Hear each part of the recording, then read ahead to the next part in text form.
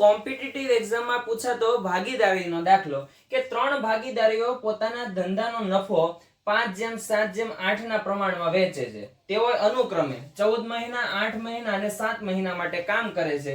ભાગીદારી કરી હતી તો તેઓએ કરેલ મૂડીનું શું શોધવાનું છે? પ્રમાણમાપ શોધવાનું છે. જ્યારે આ પ્રમાણે દાખલો આવે ત્યારે તમારે એક સૂત્ર છે, મૂડી રોકાણ બરાબર મૂડી પ્રમાણ બરાબર નફાના છેદમાં સમય.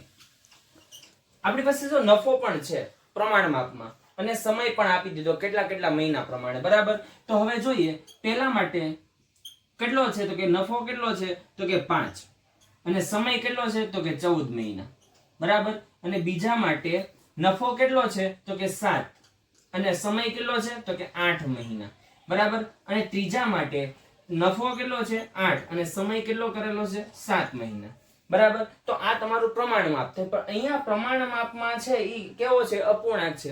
એટલે આપણે અપૂર્ણાંક દૂર કરવા માટે આ 3 સંખ્યાઓ, બરાબર, એના છેદમાં રહેલી સંખ્યાઓનો લસા લેવાનો. એટલે 14, 8 અને 7 નો શું લેવાનો? લસા. એટલે ધ્યાન આપજો, લસા કોનો તો કે 14, 8 અને 7 નો કેટલો આવે તો કે 56.